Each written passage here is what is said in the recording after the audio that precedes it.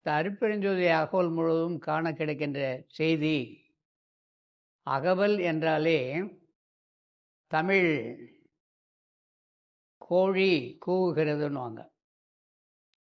கோழி கூவுது, நாய் குரைக்கிறது, கழுதை கனைக்கிறது. இப்படி ஒவ்வொரு மிருகங்களுக்கும் சொல்லுவாங்க. மனிதர்களுக்கு நாம் பேச ஆரம்பித்தோம், பேசுகிறோம் அப்படின்னு சொல்லி இந்த மிக அற்புதமான நம்முடைய தேசிய பறவை என்ன பறவை? மயில். நம்முடைய தேசிய பறவை மயில். நம்முடைய வள்ளலார் மூலிகை ஆராய்ச்சி தோட்டத்தில் கூட ஒரு 23, 24 மயில்கள் தினமும் சாப்பிட்றாங்க. இங்கே தான் இருக்காங்க. அந்த மயில்களெல்லாம் காலை நேரத்தில் அது போடுகின்ற இந்த சப்தம், அதுக்கு தான் அகவல். அகவுதல். அகவுதல்னா அது சத்தம் போடும்போது பார்த்திங்கன்னா வயிற்றிலிருந்தே காற்று மேலே வரும். அகவுதல். மயில் அகவுறது அப்படின்னு தான் சொல்லுவாங்க. மயில் கூவுகிறது, சத்தமிடுகிறது அப்படிலாம் சொல்லுவது வழக்கம் அல்ல. தமிழிலே மயில் அகவுகிறது.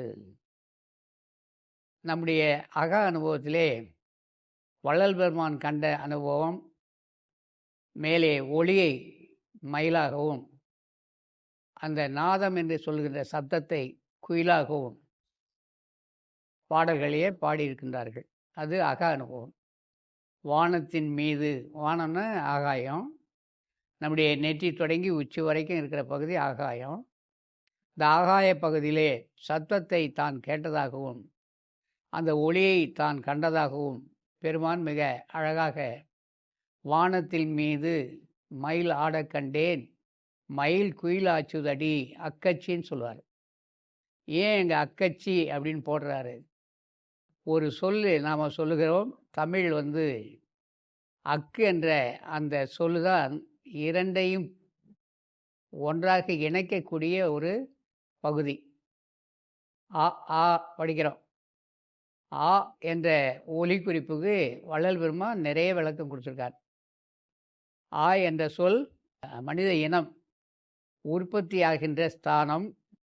அதை எழுதுவார். நாதம், பரநாதம், விந்து, பரவிந்து விளக்கம் கொடுத்துருக்கார். நீங்கள் 6ஆம் திருமுறை எடுத்து ஆ என்ற அந்த சொல்லுக்கு விளக்கம் பார்த்தால் தெரியும். ஆக இந்த அகவல் என்பது நம்முடைய உடல் பகுதியிலே தான் கண்ட அனுபவங்களை எல்லாம் வள்ளல் பெருமான் எழுதி அருளியிருக்கின்றார்கள்.